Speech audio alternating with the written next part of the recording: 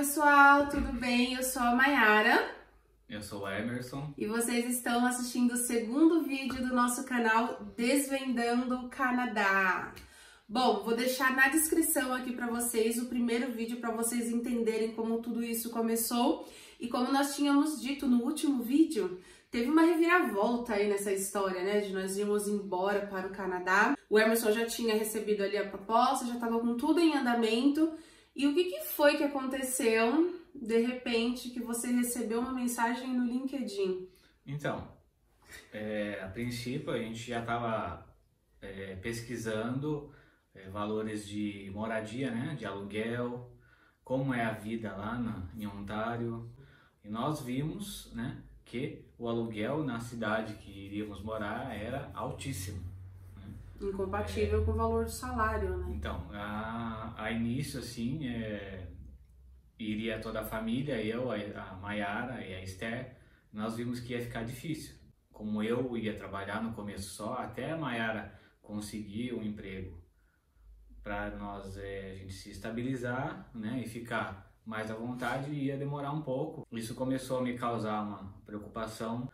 Eu via que tinha muita procura, né, no LinkedIn, né, que é uma ferramenta muito importante, né? No Canadá é muito usado o LinkedIn, né? Fica como uma dica para todos ter essa comunicação com outro país. O LinkedIn é a principal porta também, né?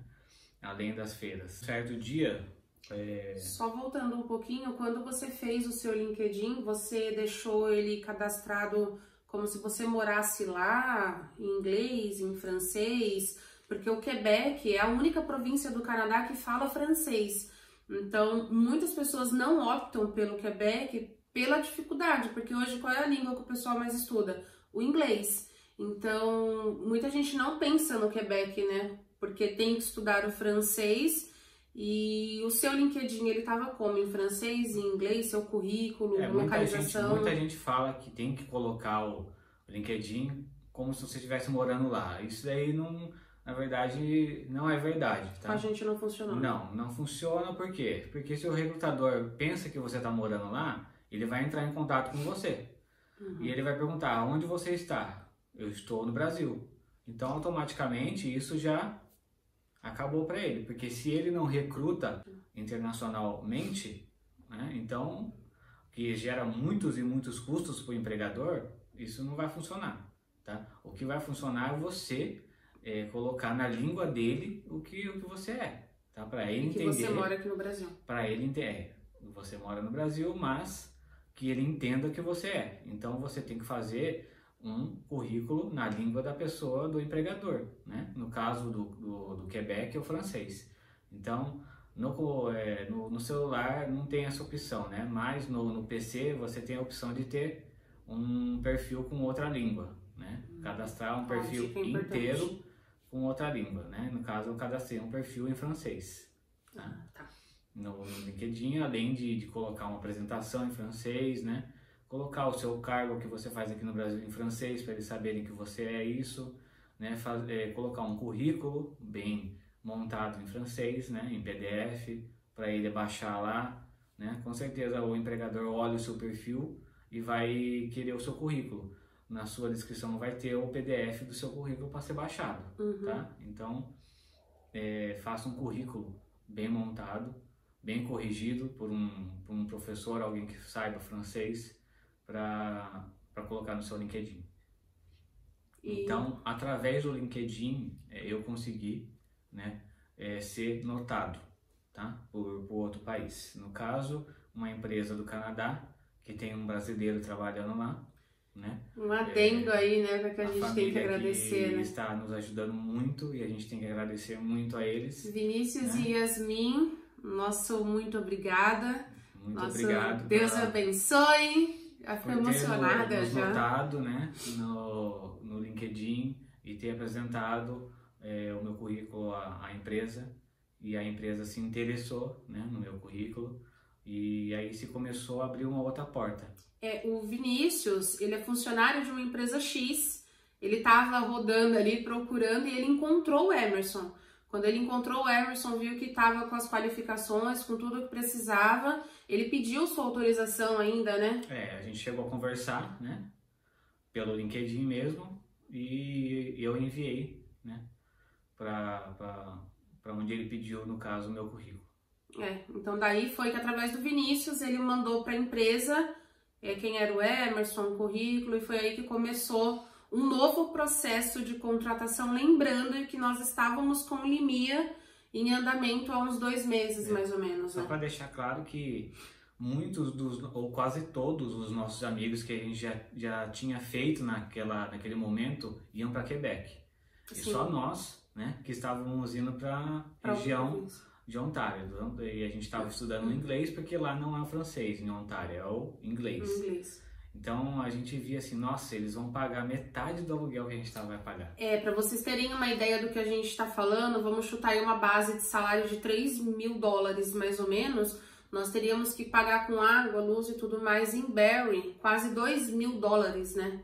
Sobraria só ali, só de aluguel, $2.000. E nós víamos o pessoal de Quebec falando de, por exemplo, morar em apartamentos, que é o mais indicado para quem está começando, falando de uma faixa ali de $500, $600.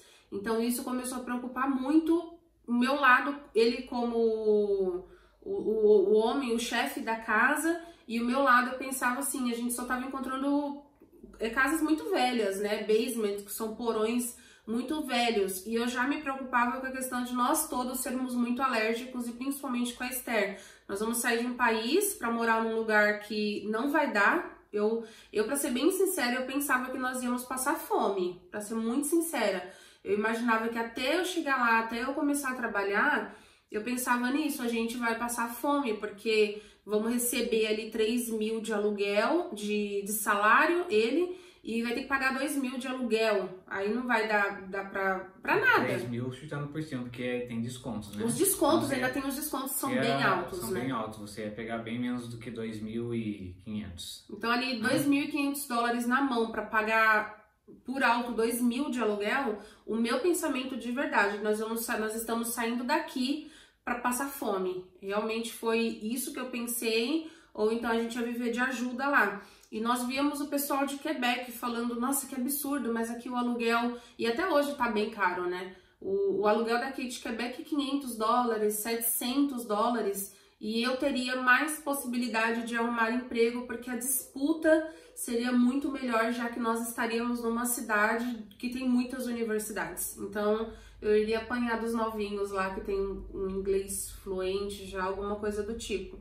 Então, você recebeu a mensagem do Vinícius, mandou o teu currículo para a pessoa que ele indicou na empresa e já teve uma primeira entrevista ali agendada. Depois que eu mandei, dá para notar que a empresa estava realmente à procura. No dia seguinte já começamos ali a conversar com a empresa, né?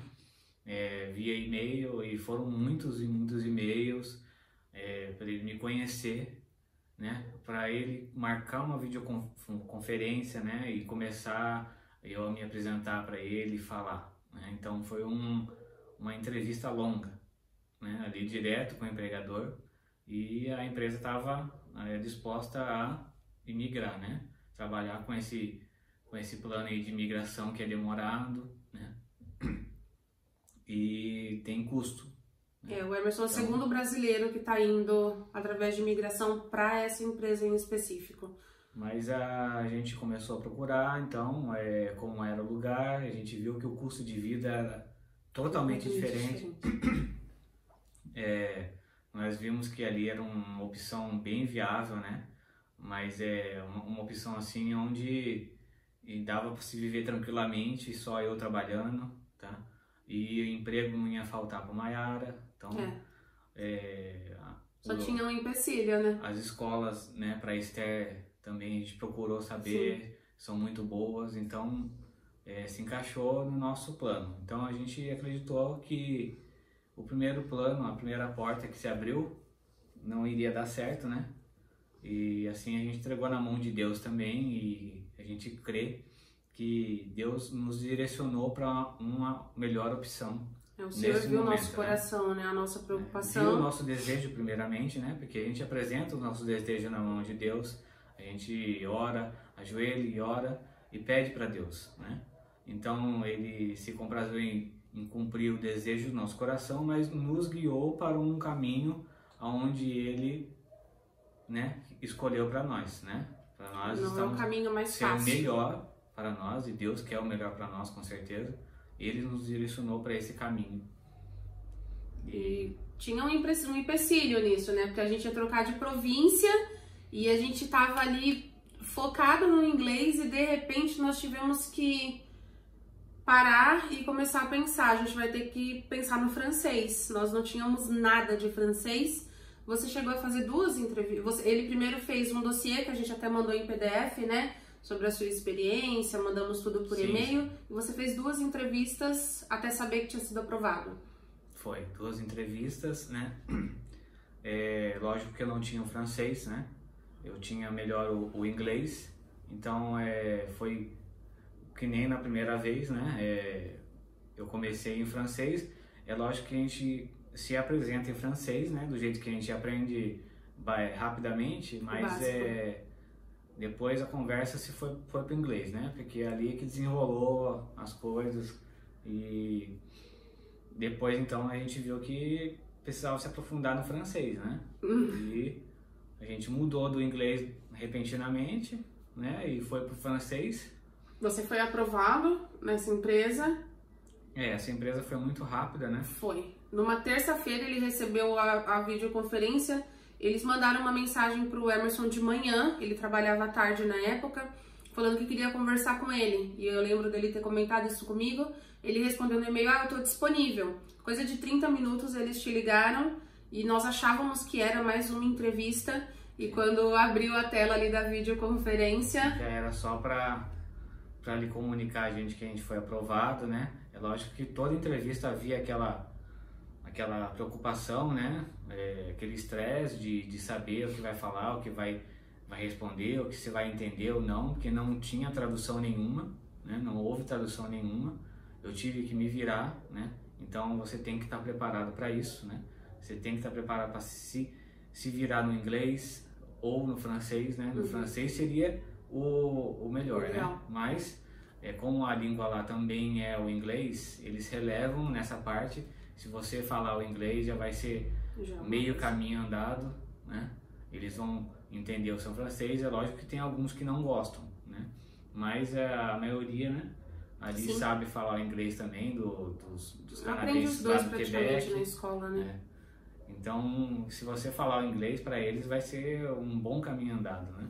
E é interessante porque essa empresa foi muito mais rápida. Ele recebeu essa videoconferência da aprovação na terça-feira e na sexta-feira o empregador já tinha mandado pedindo os nossos passaportes, pedindo ali algumas documentações e na semana seguinte pediu todos os nossos documentos traduzidos e ia dar entrada no nosso CAC. Mas nós, como pessoas honestas e justas, tínhamos que entrar em contato com a empresa anterior e avisar que precisava cancelar o processo, né? Houve esse pequeno desconforto, né? Avisar que não vou mais. Deixei tudo bem claro para a empresa que ia me contratar que essa era o cenário, esse foi o cenário ali atual. E eu ia comunicar a outra empresa para depois comunicar a eles que podia dar entrada. Nós avisamos a todo momento, a gente não escondeu nada. Nada, né? Então eles entenderam perfeitamente e a outra empresa também, né? Me falou, tentou me segurar, né? De alguma forma. Eu falei para ela do custo de vida, falei toda a verdade que eu estou falando aqui, né? Para eles. E realmente eles falaram, né? Que o custo de vida em Quebec é menor. Então ali foi encerrada, né, o processo seletivo com a outra empresa foi para outra. Aí a gente começou a dar entrada no CAC, né, que é o Certificado de Aceitação do Quebec, que é como se fosse, o LIMIA, mas ali muda só por causa do idioma, e foi uma coisa que aconteceu de certa forma rápida, né, a entrada nessa documentação. Quando ele foi aprovado, ele falou, espera um pouquinho aí, porque eu tô com processo em andamento em outra empresa, eu vou comunicar eles e passo isso para vocês. Ele fez toda essa parte e poucos dias depois comunicou a empresa que podia dar entrada mesmo, que ele já tinha avisado, que tinha feito tudo certinho, e foi uma reviravolta pra gente, né? Porque de repente a gente ia para outra província, a gente tinha que achar professor de francês. Só que nesse momento foi quando eu comecei a viver de verdade o Plano Canadá. Porque até então eu tava feliz porque nós íamos pro Canadá, mas o meu coração de mãe, meu coração de esposa, a gente pensava, a gente tá saindo daqui para passar fome. Até que eu encontrasse um emprego lá em Ontário, porque o custo de vida lá tá muito alto. E hoje, né, nós já estamos aí no processo, nós estamos indo para uma cidade do interior de Quebec, um lugar que nem tem conteúdo aqui nas redes sociais sobre lá.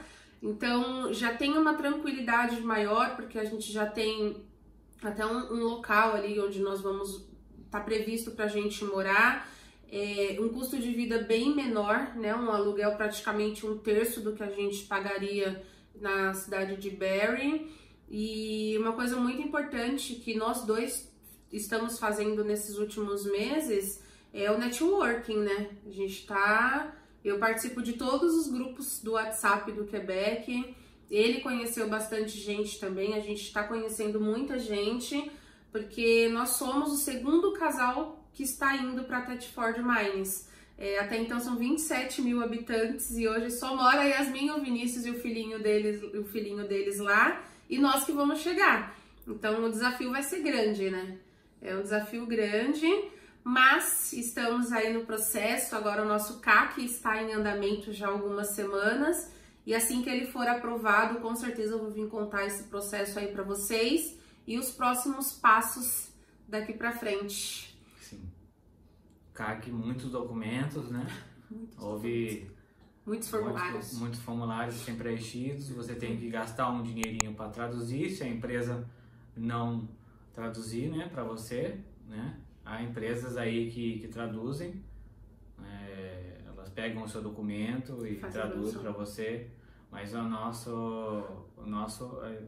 questão foi traduzir esses documentos aí, que são muitos. É bastante coisa, a gente tá falando aí que nesses últimos dias eu tive que ir até atrás da minha certidão de nascimento, mesmo sendo casada. Para algumas pessoas que vai estudar, por exemplo, precisa dar de nascimento, mesmo você sendo casada. Então são outros processos, né? Mesmo você aqui no Brasil faz todo sentido que você tem um certificado de uma graduação, quer dizer que você passou pelo ensino fundamental e pelo médio, mas lá você tem que mandar essas comprovações também. Então é muita coisa, né? Até informações de eu tenho irmãos, ele tem irmãs, de passar ali no processo, colocar nos formulários o endereço dos nossos irmãos, profissão, estado civil, todas as informações dos nossos pais. Então é bastante coisa.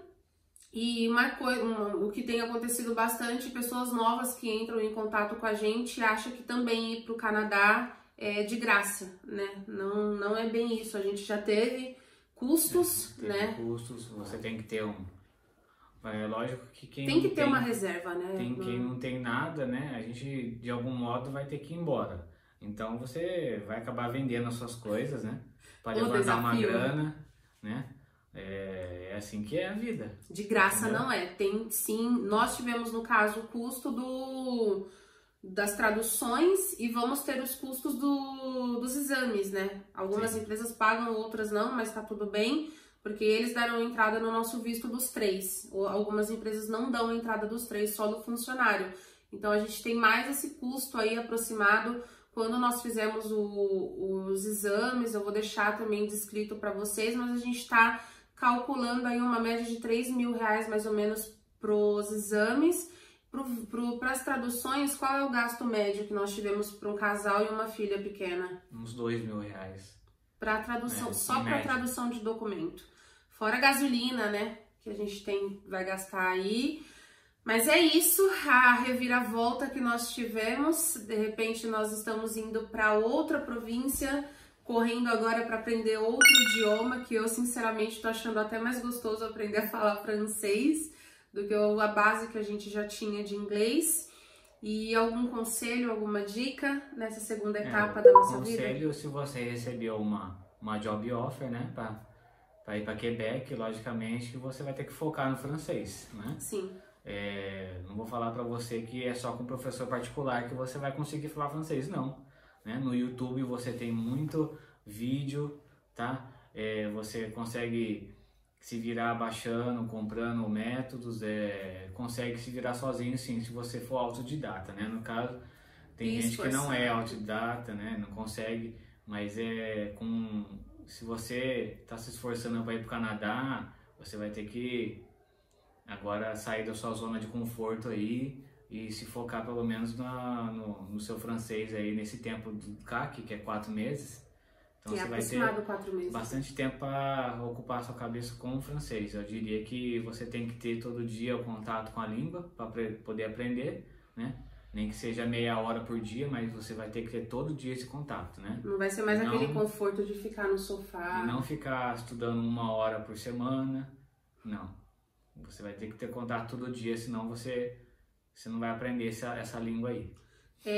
O que ele comentou nos vídeos anteriores também sobre demanda, são as profissões que não têm mão de obra no Canadá. A primeira que eu acho que é a mais importante é da área de TI. A da área de TI é a maior. É a maior. Depois eu acho que vem enfermagem, né? Uma coisa mais trabalhosa. E em terceiro lugar, diríamos que a área de manufatura, né? Manufatura aí, de soldadores, né? A área de usinagem. Isso tá numa escassez de mão de obra incrível lá e eles estão que nem louco atrás de gente que saiba fazer isso, que tenha experiência, né? Que seja qualificado. Não é qualquer um, né? Tem que começou agora. Tem que ter experiência na área, assim, mais comprovada. Ou menos quanto de experiência você acha? Pelo que eles falam em qualquer plataforma, é de 2 a 3 anos, o mínimo, né? De experiência na área, né? Mas é lógico que se você tiver 5 anos de experiência, eu acho que já é o... Você tem quanto tempo? 12? Eu tenho 14 anos de experiência na área de usinagem. Né? Então, isso foi assim, um divisor de águas crucial. Né? Então é isso, a experiência nas áreas de demanda. Eu vou deixar para vocês o link aqui do Quebec En-Tête. Eu não sei informar agora se tem missão aberta, mas a partir do momento que vocês virem esse vídeo, olharem algum outro vídeo e despertar aquilo de será que eu posso ir, será que eu sou qualificado de ir para o Canadá, pesquisa, é uma pesquisa eterna, a gente já tá com meio caminho andado e não paro de pesquisar, eu não paro de procurar.